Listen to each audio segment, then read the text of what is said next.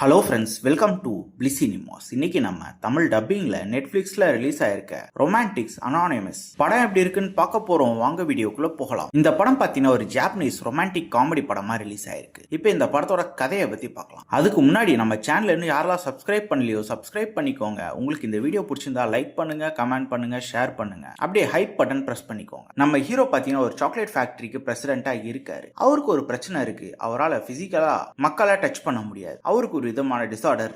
அப்படியே பேரலா பாத்தீங்கன்னா நம்ம ஹீரோயின் அவங்க ஒரு பயங்கரமான ஒரு சாக்லேட்டிஸ்ட். அவங்க நம்ம ஹீரோவோட ஃபேக்டரியில ஒர்க் பண்றாங்க. அவங்களுக்கு ஒரு டிசார்டர் இருக்கு. அவங்களால யாரையுமே கண்ணுக்கு நேரா பார்த்து பேச முடியாது. இவங்க ரெண்டு பேரும் மீட் பண்ணிக்கிறாங்க. ஒரு கட்டத்துல ரெண்டு பேரும் பழகுற வாய்ப்பு கிடைக்குது. கண்ணையும் பாத்துக்கிற வாய்ப்பு கிடைக்கும். இவங்க ப்ராப்ளம்லாம் தாண்டி இவங்க ரெண்டு பேருக்குள்ள ஒரு ரிலேஷன்ஷிப் பாண்டிங் ஆகுது. அது என்ன கடைசியில என்னதான் ஆச்சு அப்படின்றது தான் இந்த படத்தோட மொத்த கதையே. இப்ப இந்த படத்தோட பாசிட்டிவ் நைட் பத்தி பார்க்கலாம். பாசிட்டிவ் ஸ்டோரி பிளாட்டை சொல்லலாம். ஒரு இன்ட்ரெஸ்டிங்கான ஸ்டோரி பிளாட்டை எடுத்திருக்காங்க.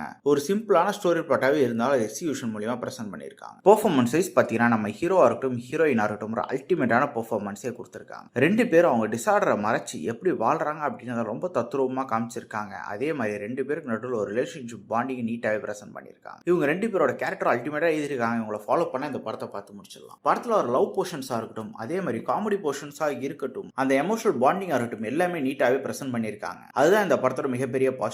அதே மாதிரி டெக்னிக்கலையும் படம் சவுண்டாவே இருக்கு. சினிமோட்டோகிராஃபி, சவுண்ட் எஃபெக்ட்ஸ், பிஜிஎம் எல்லாமே நல்லாவே பண்ணி கொடுத்துருக்காங்க. ஸ்கிரீன் பிளேஸ் பார்த்தீங்கன்னா ஒரு இன்ட்ரெஸ்டிங்கான ஸ்கிரீன் பிளே எடுத்திருக்க படமா தான் இருக்கு. கண்டிப்பா இந்த படம் எல்லாருமே ஒன்ஸ் பார்க்கலாம். ட்ரை பண்ணி பாருங்க. இந்த படத்துக்கு நம்மளோட ரேட்டிங் கேட்டீங்கன்னா 10க்கு 6 மார்க் கொடுக்கலாம். இன்னொரு வீடியோல சந்திக்கலாம்.